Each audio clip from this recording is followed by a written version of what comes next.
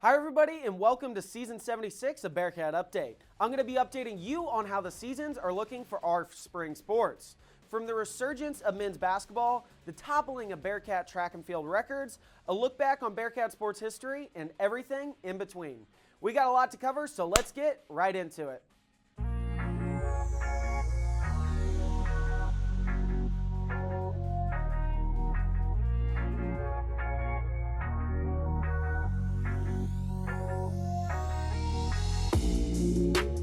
The women's basketball team started the week strong after a defensively controlled 53-45 win against Northeastern State. The Bearcat defense dominated the Riverhawks after keeping them scoreless for a total of 15 minutes in the second quarter. Northwest kept Northeastern shooting at 28%, going just 15 for 50 during the game. Kaylie Keston shined on offense, leading the Bearcats with 13 points, 8 rebounds, and 3 assists. She also finished the game 3 for 5 from outside the arc. Unfortunately, the Bearcats did not have the same outcome against Arkansas Fort Smith, losing 56-47 after the Lions outscored Northwest, 19-8 in the fourth quarter. It was a hard-fought game for the Bearcats as there were many lead changes, but they couldn't hold on in the final minutes of play with Sadie Mask's career-high 15 points.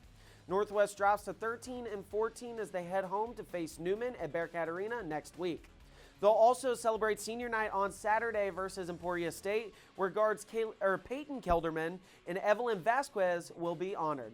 Thank you all for your hard work and your careers here at Northwest. But as postseason play draws near, Anthony Martinez is going to give us a look at what the future holds for the Bearcats.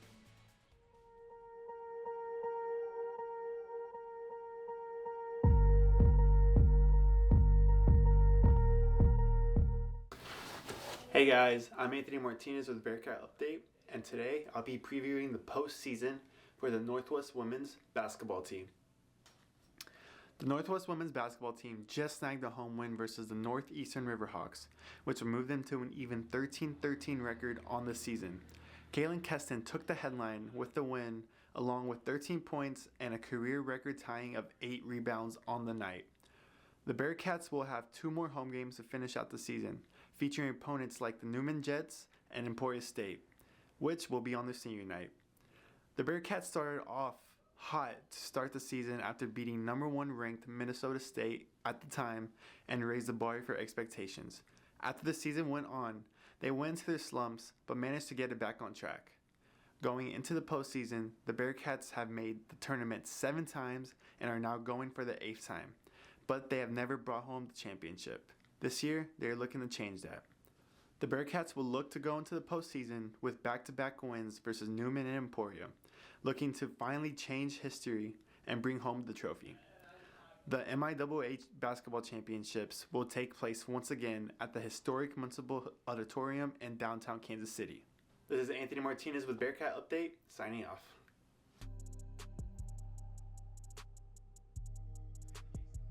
The women's team wasn't the only one to get a win against Northeastern State this week. The men's basketball team fought for a tough 81-74 win against the Riverhawks, finally snapping a 10-game losing streak.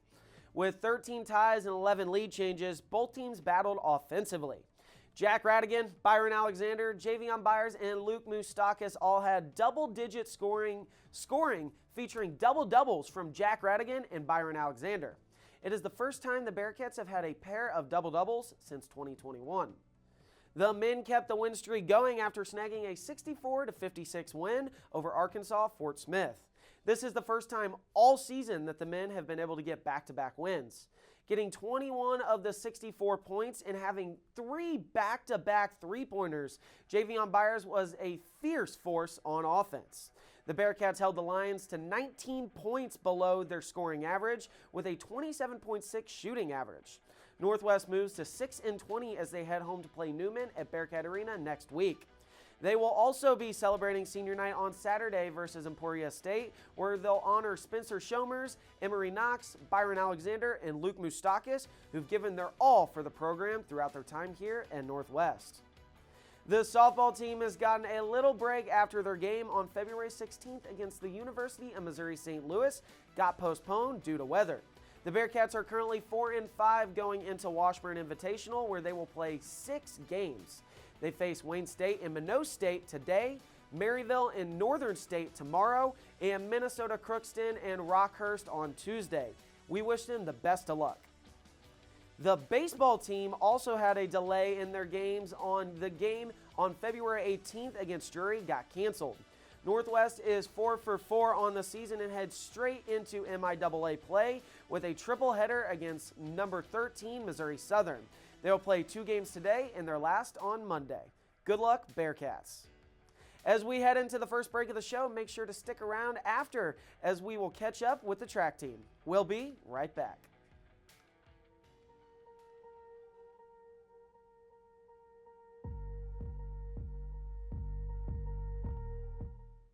Running since 1971, broadcast 24 hours a day, 7 days a week, 365 days a year. Featuring programs and news from National Public Radio, as well as Americana, jazz, and classical music. KXCV 90.5 FM Maryville, KNRW 88.9 FM Chillicothe.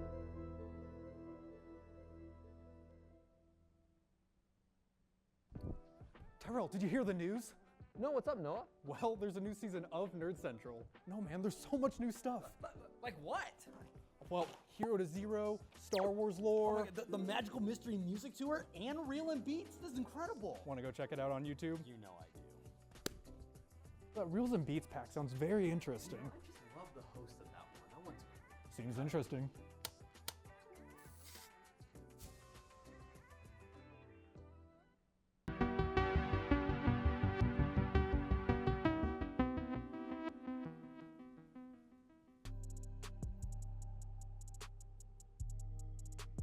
The track team wrapped up their regular schedule yesterday at Last Chance Meet, where more records were broken. Senior Grant Bradley had an impressive day after he ran a time of 7:53.33 in the men's 3,000 meter, breaking the school record, fieldhouse record, and his own record from January 31st at Washburn.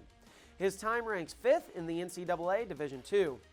He was not the only one with an accomplished day in the men's 3,000 meter after junior Drew Atkins came in 3rd with a season best 7:55.69 time, ranking 8th in the NCAA Division II. Freshman Wyatt Gardner secured 1st place in the men's long jump after tying his personal best with a 6.85 meter jump. 20 men and 17 women will head to the MIAA Indoor Championships next week at Hughes Fieldhouse. But as some spring sports near the season's conclusion, fall sports are just around the corner as the football team revealed their 2025 schedule this week, which features 5 home games. The Bearcats will open their season traveling to face Minnesota State on August 28th. Their first MIAA game will be played the week after, where they will travel to take on Washburn, and their first home game is against Texas A&M Kingsville on September 13th. After finishing 6-5 last season, Northwest aims to jump back into the top of the MIAA standings under new head coach John Mcmenamin. It looks to be an exciting season for the Bearcats, and I know I personally can't wait to see what's in store. For more on the Bearcat football team, Kassidy Davis takes a look at the new captain of the ship as she previews the new head coach.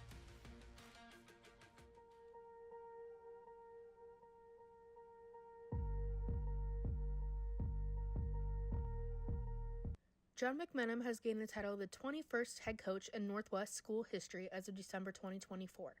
Mcmenamin is from Elkhorn, Nebraska, and is a Bearcat alumni. He played football at Northwest and obtained the quarterback position as well as being team captain. Mcmenamin was the head football coach at Wayne State College in Wayne, Nebraska from 2019 to 2021, and he led Wayne State to their first 7-win season in over a decade, as well as doubling their roster size due to his massive recruiting. He coached for Omaha Central High School as well as Midland University in Fremont, Nebraska. He also helped coach University of Central Missouri. During his 5 years at Central Missouri, Mcmenamin helped the Mules reach a 42-17 record with 2 NCAA Division II playoff appearances. From 2021 to 2023, he was the offensive co-coordinator, pass game coordinator, and wide receivers coach at Tulane University. During Coach Mcmenamin's time at Tulane University, the team had their biggest one-year turnaround in history, and in 2023, Tulane won the Cotton Bowl Classic against USC. The Green Wave ranked number 9 in the nation in team passing efficiency, number 18 in scoring, and number 20 in red zone offense. These numbers may play a factor into why Northwest players from last year's team are returning, and even some who are planning on graduating are returning for one last ride with the new head coach. So, from all of us here at Bearcat Update, welcome home, Coach. I'm Kassidy Davis, and I'll be back next week with more.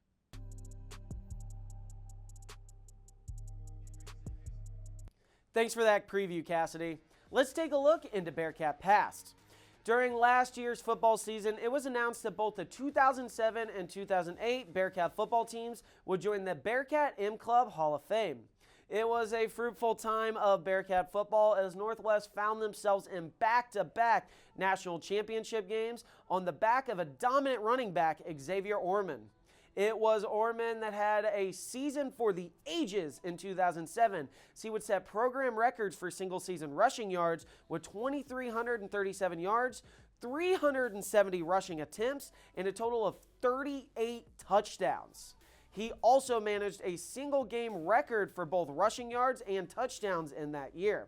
Behind Orman's battering ram style, the Bearcats eviscerated their way to a 25-4 record. They may not have won it all, but the team managed to leave their mark on Bearcat culture as the succeeding team in 2008 would finish the job in a 14-win national championship campaign. On the field, they relied on Orman, but it was the genius of head coach Mel Churchma that kept the foot on the gas.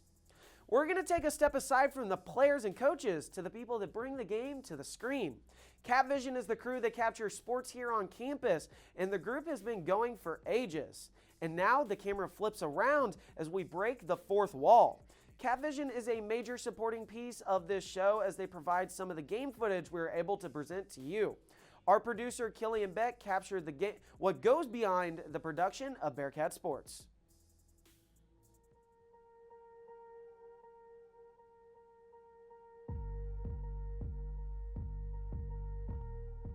It starts with a dream. The hard work of the athletes sits at center stage, but another team works behind the scenes. Catvision is the crew that brings Bearcat Sports to the fans. It's the privilege of the young men and women in Catvision to take the viewers on the journey of the season. The work isn't easy. The track meet waits for no one. They show up early at 8 a.m. and they get to work. After a set day on Friday, it's time to roll out the equipment. For Jaden Varner, it's his first day. I'd already worked that morning at the radio station, so it was a long day for me. They had stuck me on replay, and so being able to kind of do that replay management was kind of fun. Being able to work the board, learn all the different buttons and everything. With day one in the books, what's next for Jaden Varner is anyone's best guess. He's done everything he can to learn as much as possible in his short time here. I really want to kind of get better at kind of that directing and being able to storytell a whole lot better, because I think, especially with sports and everything, there's stuff that we watch on TV and stuff that we don't even realize that what they're doing, like the storylines and everything that they're able to put out there as producers and directing, and being able to kind of get those camera angles that you want is that, you know, I always found that interesting because it's one of those things that it's happening right in front of your face, but you don't ever really think about it until someone points it out to you. The members of the crew sacrifice for the team, working towards something bigger than themselves. They give up the opportunity to watch so others can.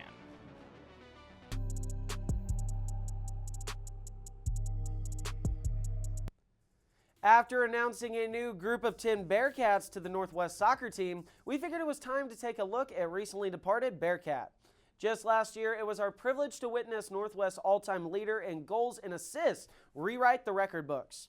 Throughout Kaylie Rock's time in green and white, she racked up 28 goals as well as 22 assists in her 74 games played. Rock was the leader of Bearcat squad that notched the program's only NCAA tournament bids as the team made it in back-to-back seasons in 2021 and 2022. She exited the program as the all-time leader in every applicable stat as she blazed through defenses and changed the course of the program. The program continues to evolve as this group of Bearcats aims to chip away at the laundry list of records owned by Rock. Hey, It's halftime. If you like what you see, make sure to like and subscribe and click the bell to be the first to know when we post new content. But as we head into our second break of the show, we make sure to stick around to catch a new look at BCU with the X. We'll be right back.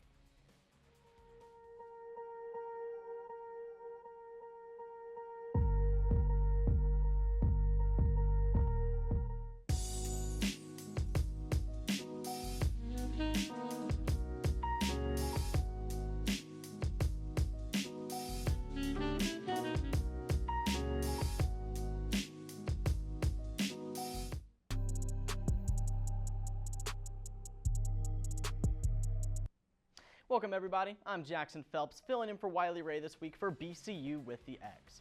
We've got a lot to cover, so let's get right into it with women's basketball. Women's basketball last week on Thursday against Northeastern State got the win 53-35, which propels them past the last 10th spot to make it to KC into that 9th spot. As you know, only 10 teams in the MIAA make it to KC. They are now in the 9th spot after beating Northeastern State.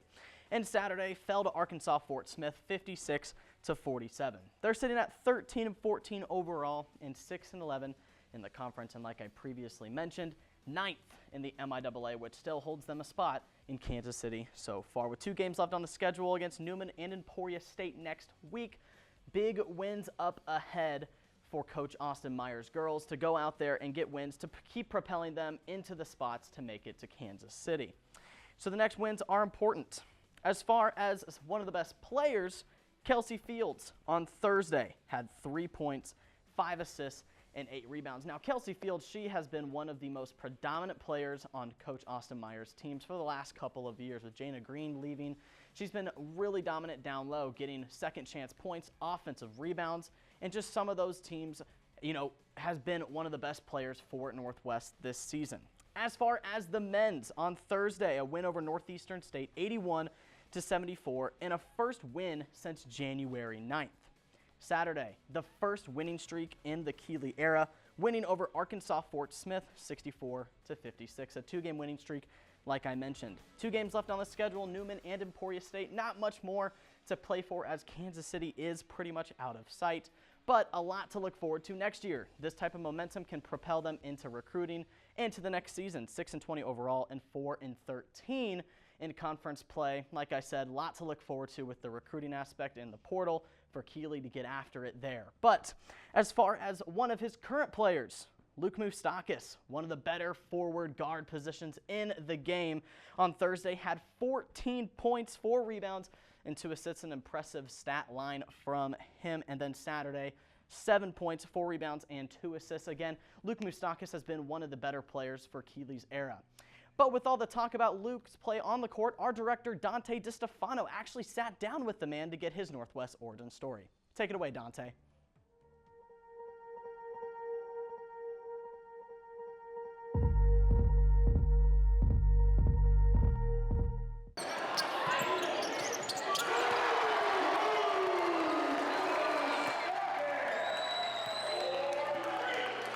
Some call him a shooter, others call him Moose, but we here on Bearcat Update like to call him Luke Moustakas.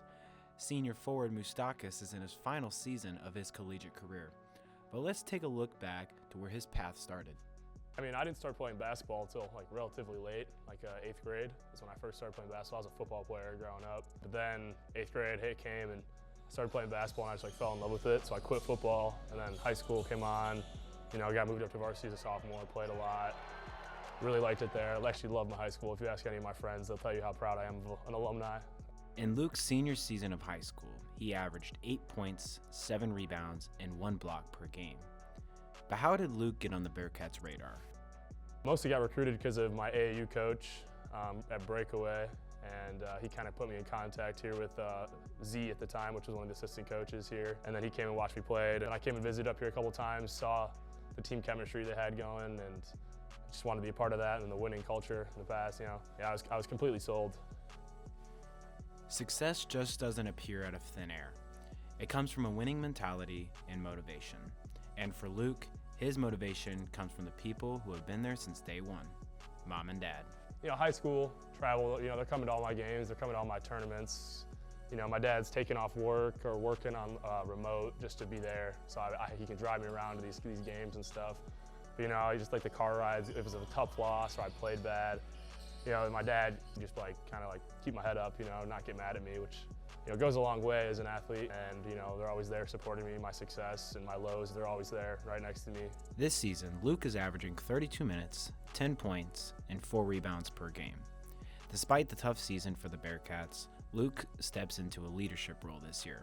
He continues to keep a positive attitude and show up to practice with a smile on his face and strives to be a great veteran role model for the young bucks during tough times. For Bearcat Update, I'm Dante Distefano, and I'll see you next week.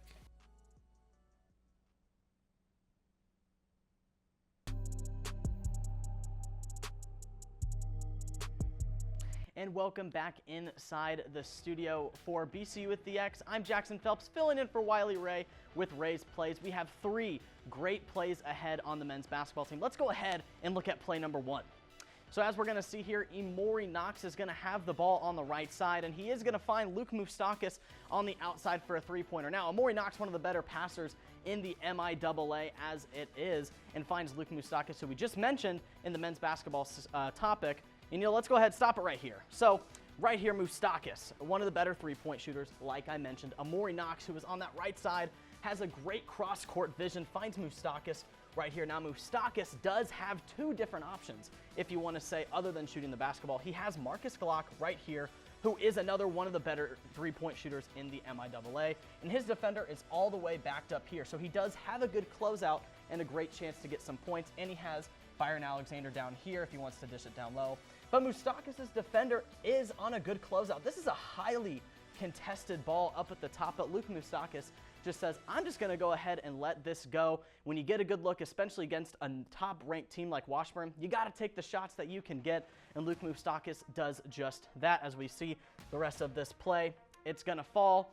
Boom. Luke Moustakas, a great player like we mentioned. Let's go to the second play. This is going to be a great rebound, actually, on the defensive side from Trey Mawala. Braden Shorter for Washburn is going to spin around. He's going to take a shot. It's going to miss, and Mawala does a great job getting that rebound for the Bearcats to get extra possessions.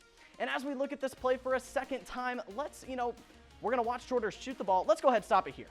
Right here, after Braden Shorter shoots this basketball, the ball is up here in the air off this, and as we look down to the court, Trey Mawala right here. That's Andrew Orr, one of the biggest centers in the MIAA. He does a great job putting these back 2 shoulders into Andrew Orr, getting the good box out, and the eyes are on that ball up there waiting for the rebound. Now up here, Washburn has a great chance to get this rebound from the other guy because Marcus Glock could not get that box out on the other guy, but Mawala, one of the most explosive players in the lower half, gets up onto the ball, and as we see the rest of this play, he gets some good power off his jump, secures the rebound, and does a great job getting the ball down the court for the Bearcats. And as we go to the third play, this is going to be another great look from 3 as the ball movement from the Bearcats all season long has been good. Moustakas down low to Mawala, finds Glock open up top for the 3 and gets it. Now, let's break this down. As we look at this for the second time, this is a great basketball play. As we see Moustakas, let's go ahead and stop it right here. So Mawala, this is a great stopping point here. Moustakas dishes it down low to Mawala. We see 1, 2, 3 players right there for Washburn. This is beautiful for Matt Kaylie because he is designed to play to trap 3 players in this zone on Mawala because they think he might dish it down low on the baseline to get the guy cutting. But no, this is a design play. You have Marcus Glock right here at the top, one of the best 3-point shooters all alone, right here at the top. That's his hot zone at the very top. This is where he wants the ball to be shot. And right here, his defender, excuse me, I'm going to cut right over here. He is not in the screen. Marcus Glock's defender is way off of him. So this is a good look from Mawala, finding Marcus Glock at the top, wide open, and he's going to cash this 3 because he is wide open. If you're Washburn, you don't want to leave this guy open. And as we watch the rest of this play, Marcus Glock does just that. Wide open, defender can't close out in time, and another Bearcat 3. But this has been another edition of BCU with the X. We'll be back in a week. Next up, we're going to send it to Jaden Varner as he runs down the next week's Bearcat schedule. Take it away, Jaden.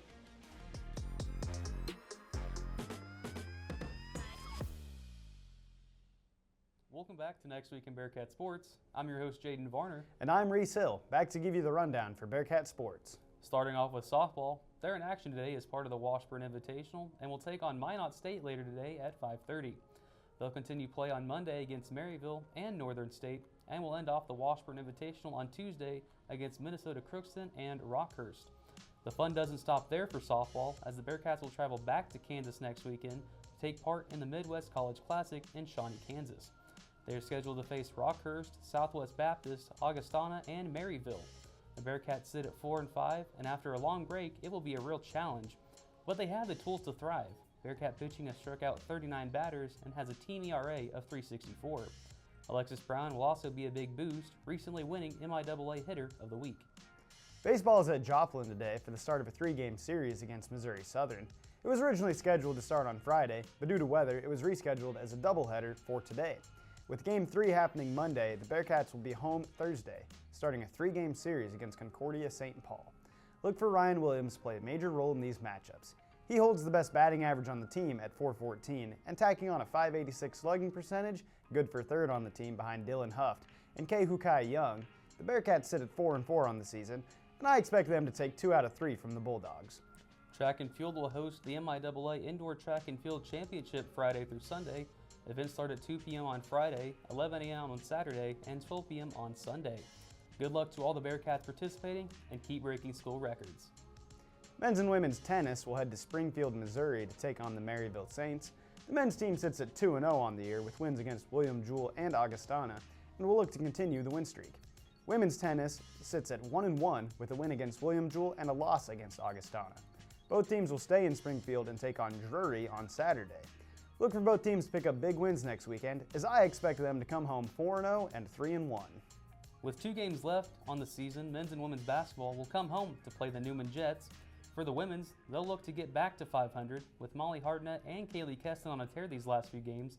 They'll look to continue their reign with Keston averaging 14.6 points per game and Hartnett averaging an 11.5 points per game. They'll be taking on a Jets team that sits at 7-18 on the year and is hungry for a win. I'll predict the Bearcats to get a win here at home.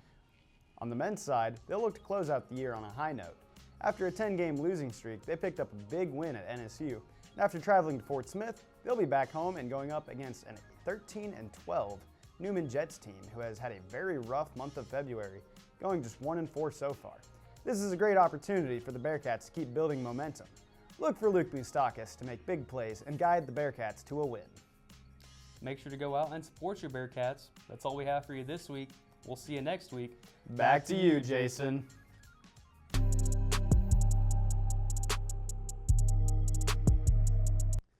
Thanks, Jaden and Reece. Thank you all for watching, and we'll keep you updated as our Bearcats head towards postseason play.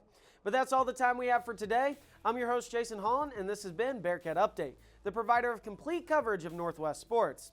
We are live every Sunday at 2, and you can find us on YouTube at KNWT TV.